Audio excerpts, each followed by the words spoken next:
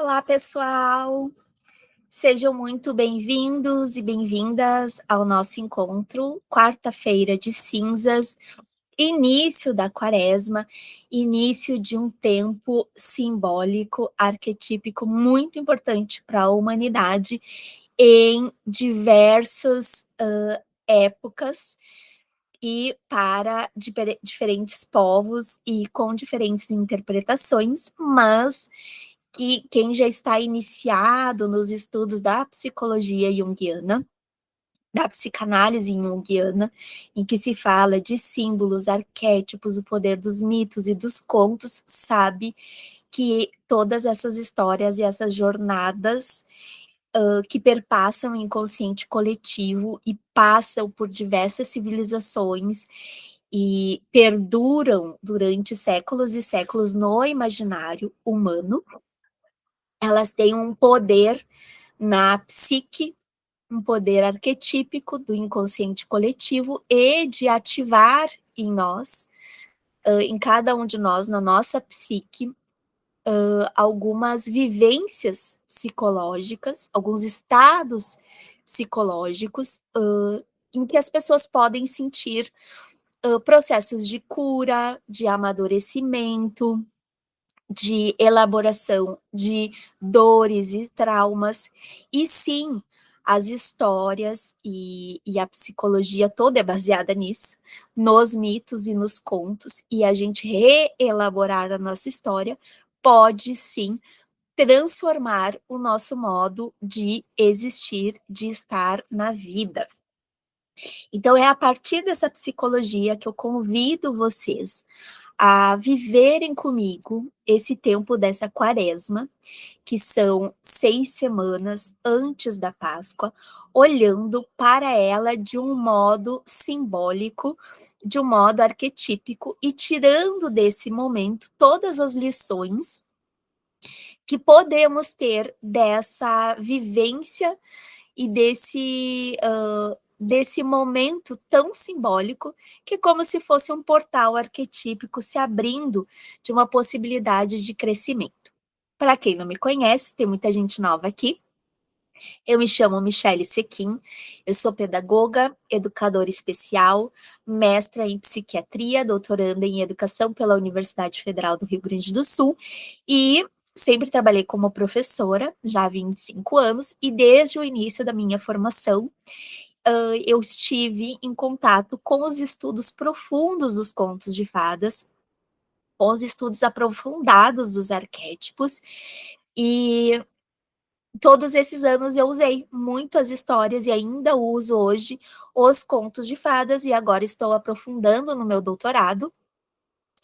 E eu faço esse trabalho com as crianças, que nada mais do que um trabalho pedagógico aqui, de ler um mito, contar um mito, uma história, a gente se aprofundar nos símbolos e depois ter as atividades para que a gente possa crescer e aprender. Então, os mitos e os contos, eles fazem parte da minha prática pedagógica e também das minhas pesquisas no doutorado que está em andamento.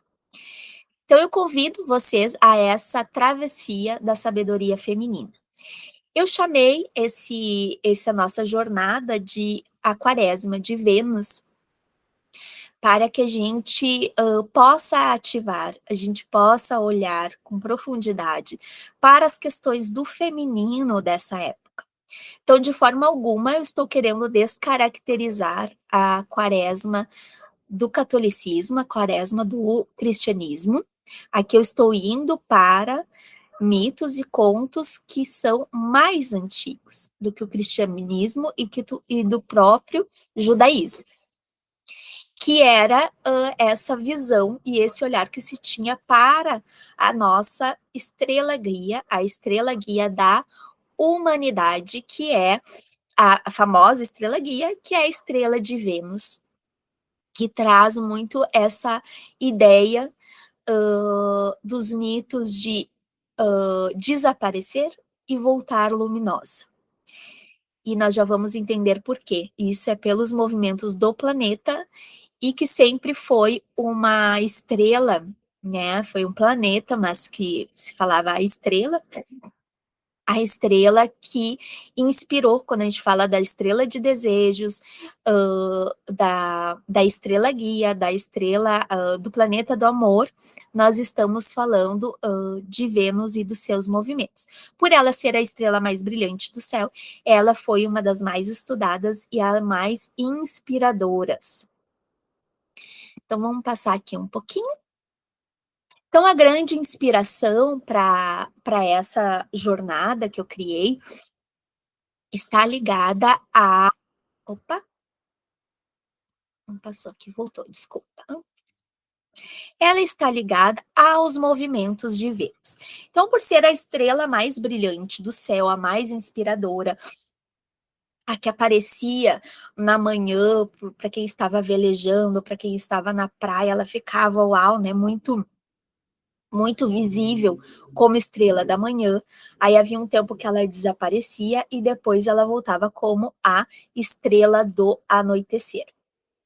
Como isso chamava bastante atenção, houve os estudos, a gente sabe que existiam estudos primitivos dos movimentos celestes, que havia esse interesse dos povos ancestrais pelos movimentos celestes e que eles mapeavam e criavam histórias. Então, Vênus, ela faz junto com a Terra, né, ela faz um movimento ao redor do Sol, de forma sincrônica, de forma harmônica, dentro de um padrão matemático, dentro de um padrão de movimento, em que, para nós aqui, que estamos olhando para o céu, dá essa impressão, seria essa impressão de que ela forma uma estrela de 5 pontas, que é o famoso pentagrama, a estrela que a gente coloca em cima da árvore de Natal é o pentagrama, a estrela de 5 pontas, é a estrela de Vênus,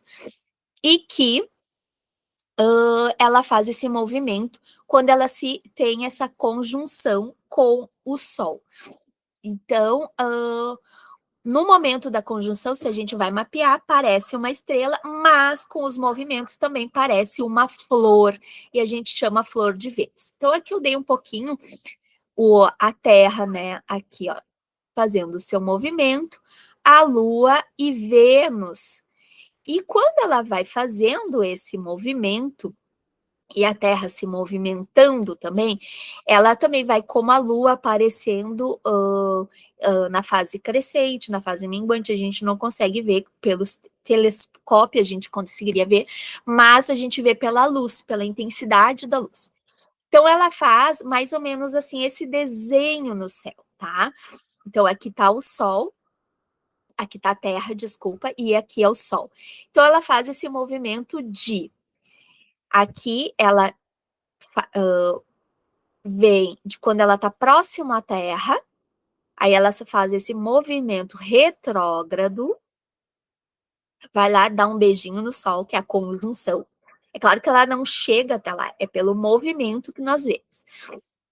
E depois ela começa a fazer esse movimento de retorno, que é quando a gente começa a vê-la como a estrela da manhã, e aí ela vem e dá um beijinho na Terra. Ela aparece, então, cada vez mais próxima à Terra. A mesma coisa, ela vem, fica bem próxima, aí ela volta, cada vez menor, como a estrela da tarde, aí até desaparecer por um tempo, e aí, aos pouquinhos, ela começa a aparecer como a estrela da manhã, até chegar próximo. Eu esqueço que vocês não veem o cursor aqui, eu tô dele fazer com o cursor, eu esqueço que vocês não veem, mas tudo bem. Vamos lá, acho que deu para entender que cada pétala, então, é a Vênus indo até o Sol, é o movimento que a gente vê na Terra, né? Ela indo até o Sol, ela é a estrela da tarde, a estrela do anoitecer, e conforme ela tá chegando próximo ao Sol, ela vai apagando.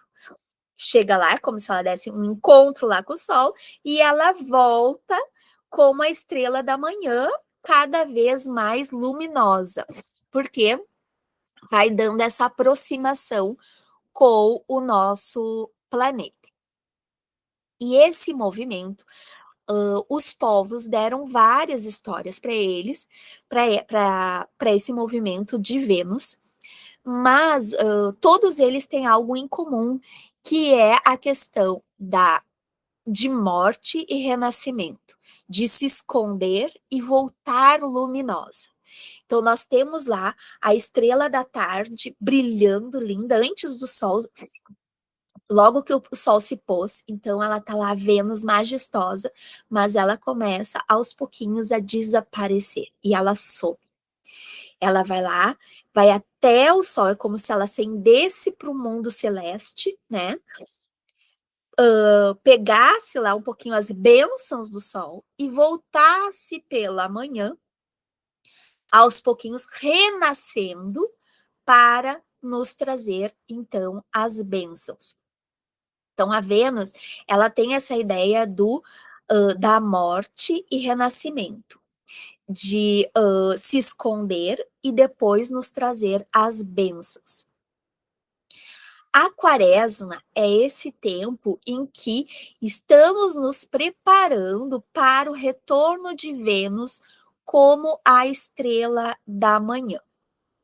Por muito tempo havia essa sincronicidade. Então, quanto mais a estrela da manhã ia surgindo, mais próximo da Páscoa se estava. Então havia essa sincronicidade, a gente sabe que as estações, que os planetas, que o nosso cosmos, ele tem uma dança toda síncrona.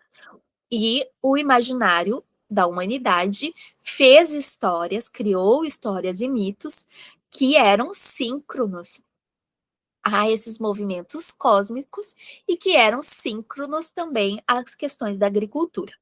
Então a Páscoa, antes de Jesus, antes do cristianismo, antes mesmo do povo israelita existir, era uma festa da entrada da primavera e desse retorno de Vênus como a estrela da manhã, nos trazendo todas as bênçãos desse encontro dela com o sol.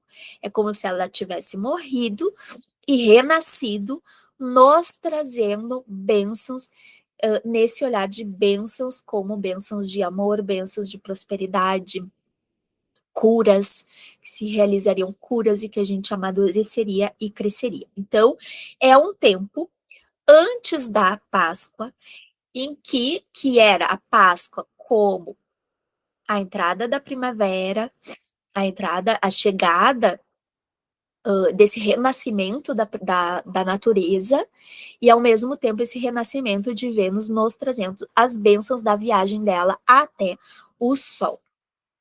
Então, tem essa ideia de amor e de misericórdia pela humanidade. Ela vai lá, ela busca e traz até nós. Quando ela está chegando, ela tem um servo, alguém que trabalha para ela, que é o Lúcifer. Isso antes dele ser demonizado, tá, gente? Ele era um personagem da mitologia, então que ele ajudava conforme Vênus ia chegando, Lúcifer, que quer dizer o portador da luz, pegava então um pouco dessa luz e trazia até a humanidade. Então havia essa ideia de misericórdia, de amor e de sacrifício, pois ela faria esse movimento de ir embora, sumir e trazer as bênçãos por amor à humanidade, junto com o seu ajudante Lúcifer. O que tem também muito de arquetipicamente na história de Yeshua Mashiach, também conhecido como Jesus Cristo, que é aquele que veio com toda a sua luz, veio para nos salvar, se sacrifica, some por 3 dias, né? Ele é sacrificado, morre então por 3 dias e no terceiro dia então ele ressurge trazendo a salvação e as bênçãos do Espírito Santo. E ele é chamado, num dos livros, se eu não me engano, é Atos dos Apóstolos ou Apocalipse, eu posso colocar as referências para vocês depois, como a estrela da manhã e o portador da luz, a luz da salvação. E vários outros mitos, depois que nós vamos estudar ao longo, vão trazer, vamos estudar ao longo dessa jornada, vão trazer essa ideia, então, do desaparecimento e da bênção, as bênçãos que nos são trazidas por amor e misericórdia, não porque nós mereçamos, mas é por um amor e uma admiração pela humanidade. Então, as pessoas, antes da chegada tanto da primavera, que é a natureza trazendo todas aquelas bênçãos, a Vênus, que vai trazer, junto com Lúcifer, toda a luz, é uma época que as pessoas se preparavam. É como assim a gente vai se preparar para uma grande festa. A gente pensa na roupa, alguns dias a gente pode fazer dietas antes, para receber grandes bênçãos, se tinha essa ideia de se purificar, de tomar um banho, de se embelezar. Então, só que tudo era feito no outro tempo. Se tinha esses 40 dias em que cada dia ia se vendo a Vênus se aproximando cada vez mais e as pessoas queriam se preparar e se sentir merecedoras. Então, como que elas faziam isso?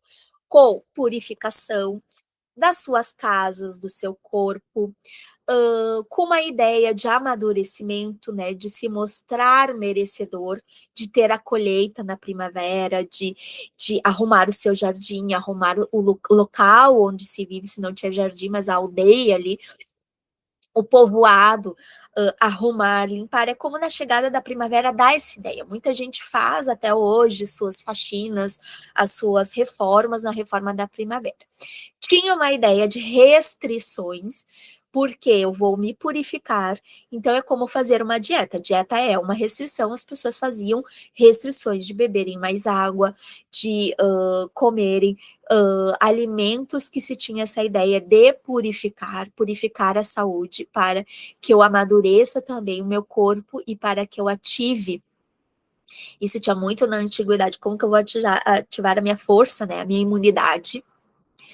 E a educação do coração, que era a ideia da gente se preparar para a felicidade que vem da primavera e para se sentir digno de receber esse amor que Vênus viria, então, nos trazer.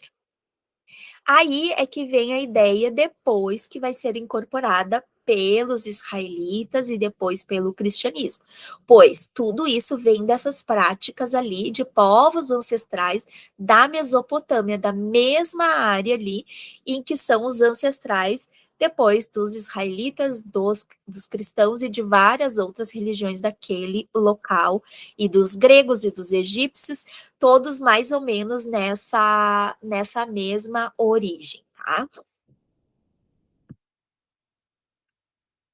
Bom, a nossa guia, que é a guia de todos os trabalhos que eu faço aqui nos Mistérios da Floresta, na nossa escola de sabedoria, é a Hagia Sophia. A Hagia Sophia é um conceito da face feminina de Deus, de que Deus tem uma face feminina, ele se apresenta em diversos, como eu sigo essa linha arquetípica, ele vai se mostrar o grande criador ou a grande criadora, ou este ser que criou e pensou o cosmos, vai se mostrar na face feminina em diversos contos, em diversos mitos. Então, é através dessa ideia da face em que se vai atrás dos mitos e dos contos e dos textos em que esse poder criador se mostra com uma sabedoria feminina. Não quer dizer porque que esse poder criador, ele é ou homem ou mulher.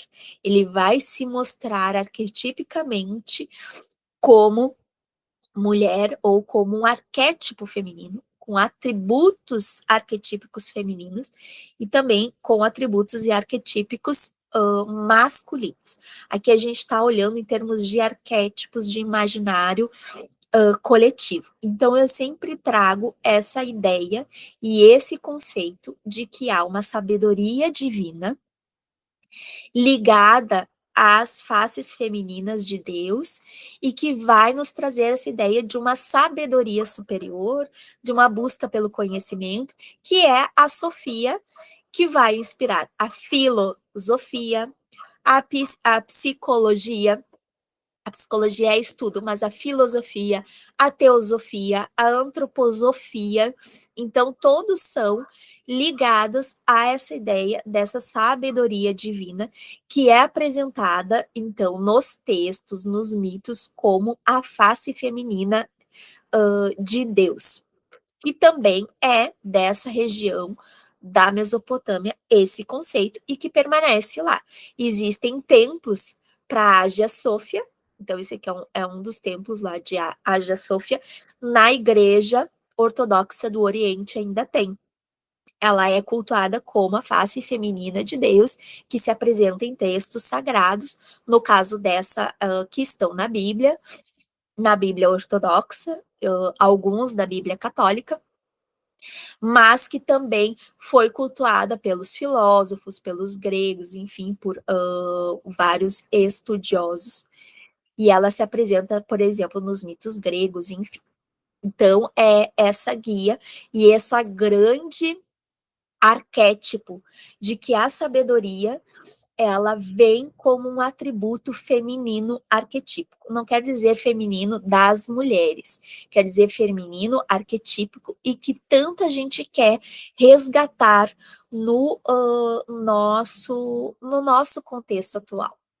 Pois, nessa linha que eu trabalho, acredita-se ou atribui-se que todas essas ondas de violência contra a mulher, contra as meninas, contra essa desvalorização do feminino e das mulheres na sociedade, muito tem a ver porque nós estamos perdendo essa conexão e essa valorização da Sofia Divina ou do arquétipo feminino.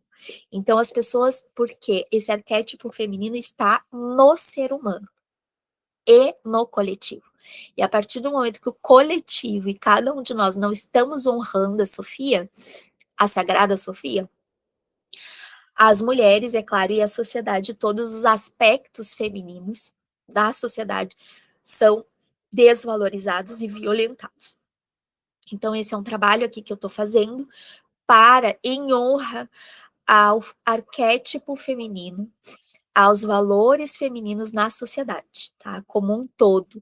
Então, homens que estão aqui se sintam muito honrados, porque todos nós temos o nosso lado arquetípico feminino e que precisamos restaurar em cada um de nós. Bom, urge, né? Urge que cada um de nós restaure esse feminino arquetípico, essa sagrada Sofia em cada um de nós. Essa é uma prática, gente, que não é uma prática religiosa. Apesar de eu estar falando da Sagrada Sofia, apesar de eu estar falando das deusas, eu estou falando de histórias. São histórias, são práticas pedagógicas e vivenciais. Eu vou estar aqui contando um mito, contando uma história, como a gente faz para as crianças, só que de forma mais complexa, mais detalhada. E a partir das histórias, nós vamos ter vivências que são vivências pedagógicas e vivenciais, que é escrita, reflexão, meditação, para que a gente acesse, para que a gente construa sabedoria e para que a gente acesse portais psíquicos superiores, para que a gente faça trabalhar a nossa mente superior, falando pedagogicamente. Então, ela é uma jornada arquetípica, ela não é religiosa, é pelos contos e mitos, assim como a gente vai assistir no cinema, assim como a gente vai, quando a gente lê um livro e aquele personagem mexe, e a leitura de um livro, uma história pode mudar toda a nossa vida. Essa é a ideia, que a gente tem uma vivência arquetípica. Ela é vivencial, porque nós vamos ter práticas pedagógicas de escrita, de reflexão, tá? ela está baseada na pedagogia ancestral dos contos e dos mitos, pois essa foi a grande ferramenta de educação e de terapia dos povos, quando ainda não existia escola, quando não existia psicólogo, quando não existia ciência, era através dos contos e mitos. Então, os contos, isso ficou gravado na nossa evolução, na nossa história como humanidade, de que os contos e mitos, eles nos curam, eles nos educam, e a gente usa as histórias até hoje, seja assistindo na Netflix, seja contando uma história na escola, seja lendo um livro, ou assistindo um filme no cinema. São histórias e são pequenos mitos. Não é uma prática religiosa, como eu falei, mas é uma prática segura para quem está aberto a estudar e aberto a essa abordagem.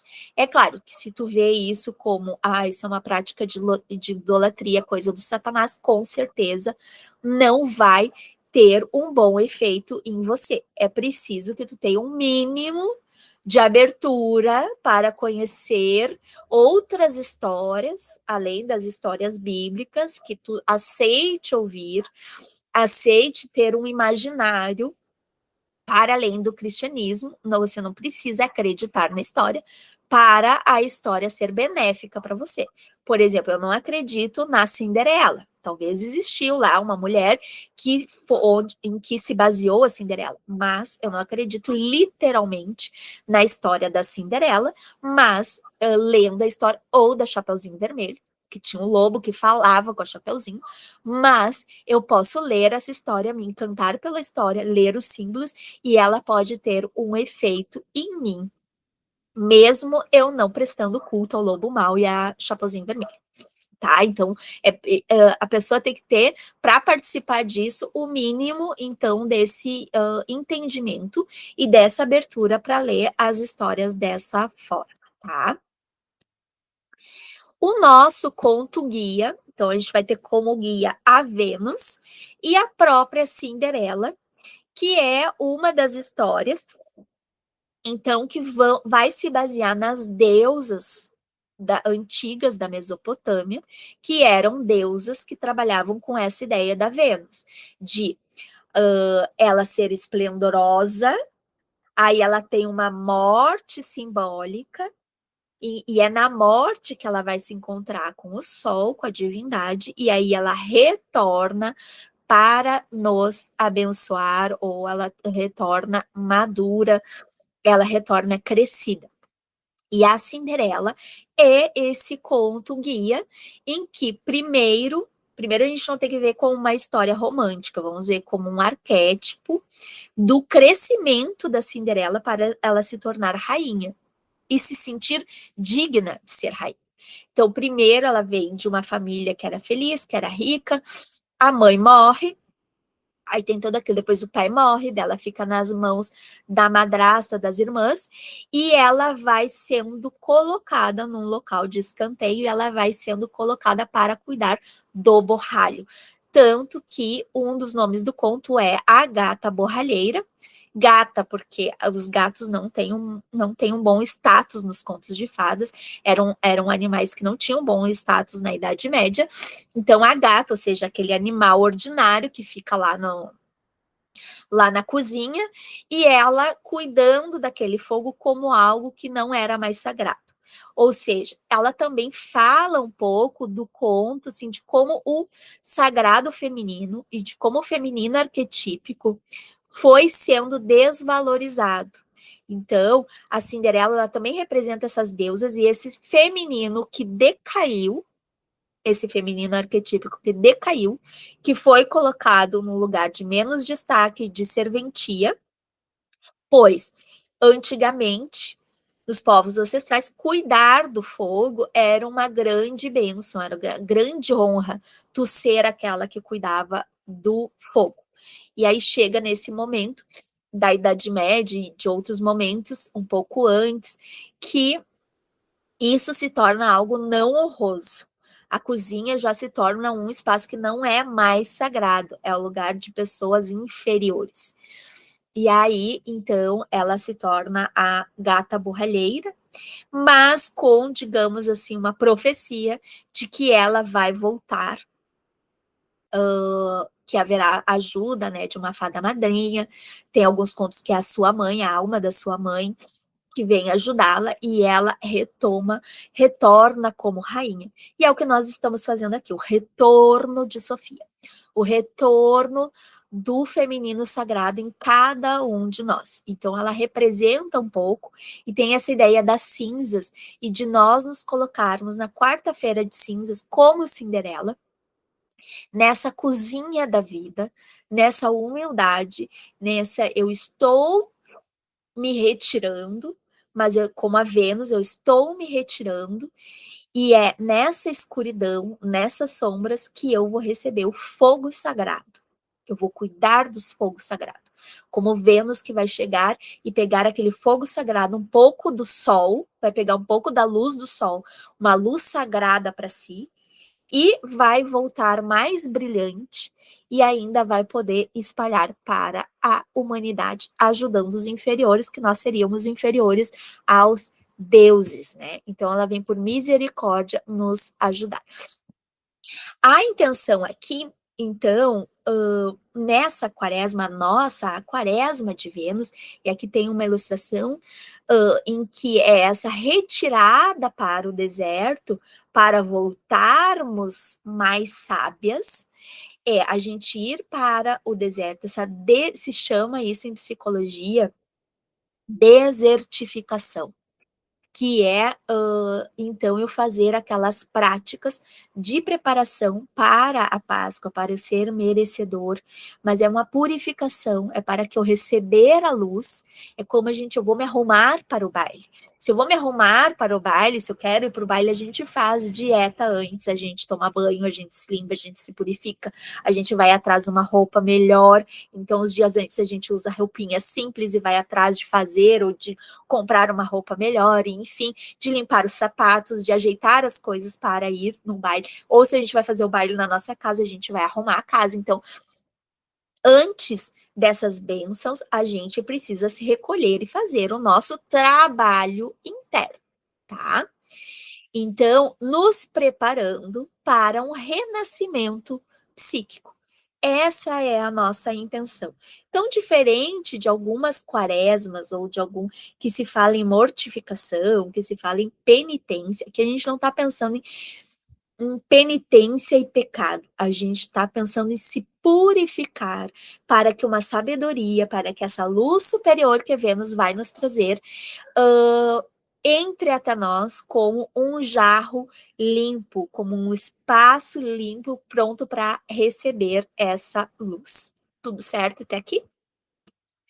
Vamos para o próximo, então.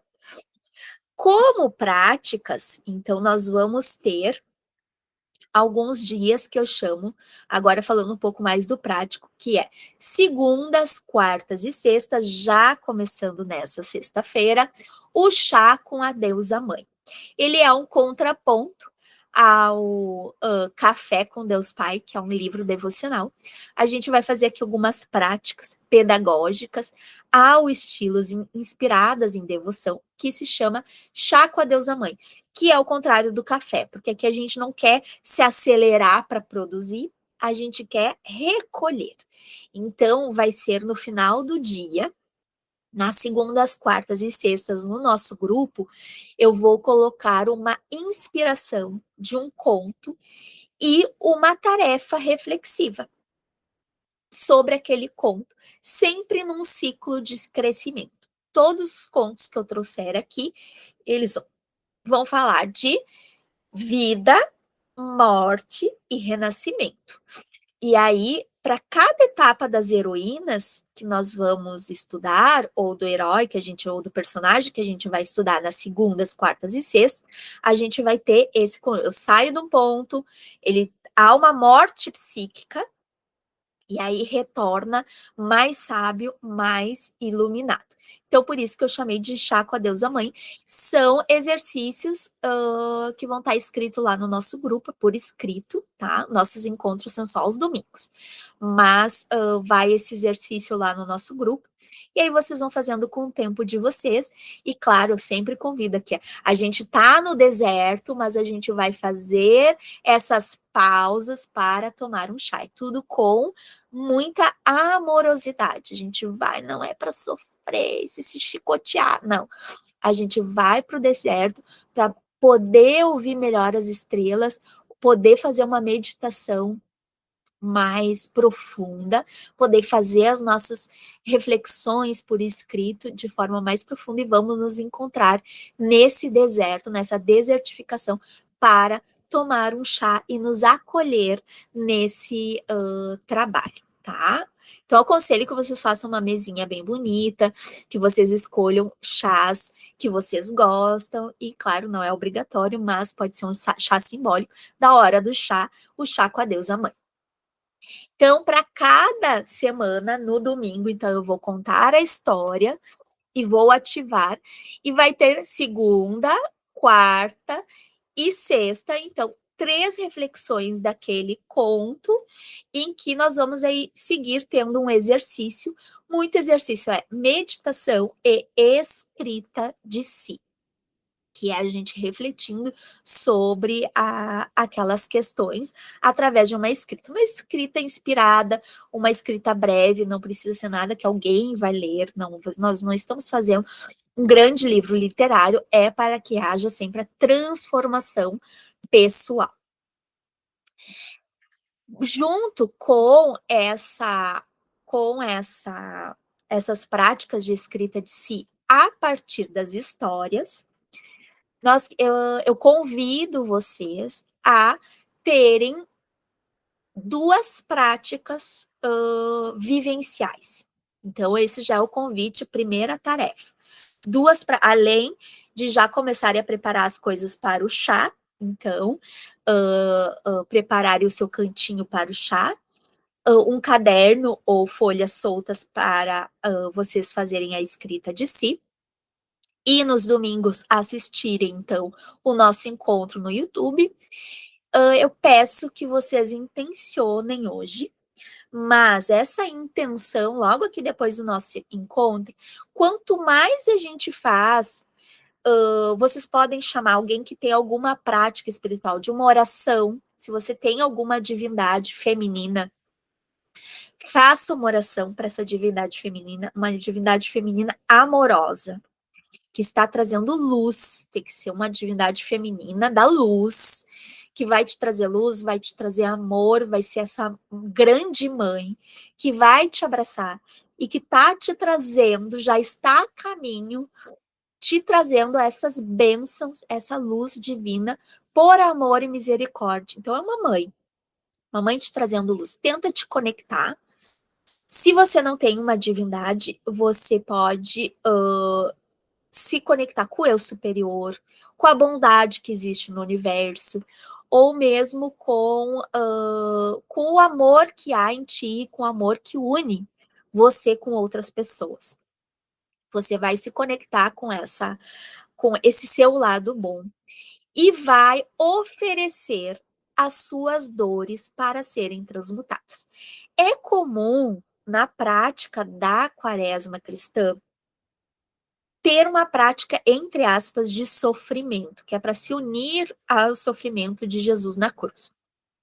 Então, tu faz alguma coisa que vai te causar um desconforto. Como, sei lá, não comer carne, não vou beber, não vou usar o celular, não vou... existem várias práticas que se faz de mortificação, que se fala. Vou me ajoelhar no milho, vou rezar ajoelhado, num tapete não tão confortável. Existem várias formas, e antigamente se usava, né, o silício, que arranhava levemente, assim, fazia um machucado na pele, se usava na coxa, ou se usavam as cordas na barriga, que faziam um atrito, então tu passava os dias sentindo dores, enfim, tem várias formas no cristianismo. Aqui a gente está indo na prática, a gente não está apagando pecados, a gente quer trazer uma prática de resgate do amor feminino. E como o feminino já está muito machucado na sociedade, a gente não precisa se machucar mais. Então, nós vamos pegar algum sofrimento e alguma dor que eu já tive, você não precisa reviver. Você vai só intencionar. Nesse meu período de quaresma, ou você pode escrever ou pode só intencionar antes de começar. Nesse período de quaresma de Vênus, ou nesse meu período de desertação, eu ofereço para ser transmutada em amor as minhas dores de menina. Não precisa dizer o que aconteceu e não precisa reviver, mas só dizer as minhas dores de menina, os meus traumas da adolescência, relacionamentos difíceis, términos de relacionamento, todas as vezes em que fui xingada, que não me senti amada, que mais? Partos difíceis, né? Momentos de depressão. Não precisa nomear tanto, pode ser uma nomeação geral. A minha menina interior, a cura, as dores, eu ofereço as dores da minha menina interior, ofereço as dores, escolham um período, né, de preferência, assim, eu ofereço as minhas dores de mulher para que sejam transmutadas. Quem for homem pode fazer da sua infância, da sua adolescência, porque essas dores nos conectam ao feminino e as dores do feminino na sociedade. Então, a gente vai ofertar essas dores. Você não precisa causar mais dor em você. Você não precisa fazer mais penitência. A gente está oferecendo o que já está sendo sofrido na humanidade pelas mulheres e pelo feminino arquetípico, para que Vênus, ou para que essa divindade superior, ou essa energia superior, para que essa energia de amor das sejam transmutadas. Quem não acredita, minha psique superior transmute essas dores. Falar com o próprio cérebro, com a própria mente, ajuda muito, tá? Isso é comprovado pela neurociência. Então, você pode falar com o seu eu superior, nem que seja do cérebro, você não precisa acreditar, mas você pode acreditar no poder dos seus neurônios e dizer para o seu, programar o seu cérebro para vamos transmutar e ressignificar.